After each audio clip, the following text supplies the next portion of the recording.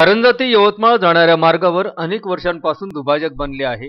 मात्र संबंधित विभागाने आजपर्यंत अपघातदर्शक फलक लावले नाही. या दुभाजकावर विविध प्रकारची काटे कुंपणे उगून दुभाजकाची दुर्दशा झाली असल्यामुळे अनेक वेळा दुभाजकांवर गाड्या आदळून अपघात झाले आहेत.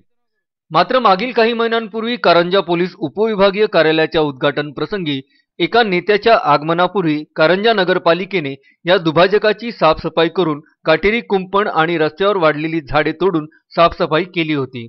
मात्र अपघातदर्शक बोर्ड दुभाजकावर लावला नसल्यामुळे वारंवार अपघात होतच होते. त्यामुळे कारंजा शहर पोलीस स्टेशनचे ट्रॅफिक पोलीस कॉन्स्टेबल अंकुश सोन्नर, इसूफ कालीवाले, शिवाजी केंद्रे, प्रतीक राऊत, होमगार्ड फारुक बेनीवाले, सतीश पवार यांनी स्वयंस्फूर्तीने या दुभाजकावर 2 ते 3 ठिकाणी अपघातदर्शक फलक लावून गांधीगिरी केली. मागील काही महिन्यांपूर्वी सुद्धा विश्रामगृहाजवळ याच रस्त्यावर मोठा खड्डा पडला होता. या खड्ड्यामुळे अपघात होण्याची दाट शक्यता होती. ही बाब लक्षात येताच याच पोलीस कर्मचाऱ्यांनी स्वतःच्याच हाताने खड्डा बुजवला होता. त्यांच्या अशा समाजकार्यामुळे कारंजा पोलिसांची मान नेहमीच उंचावली जाते.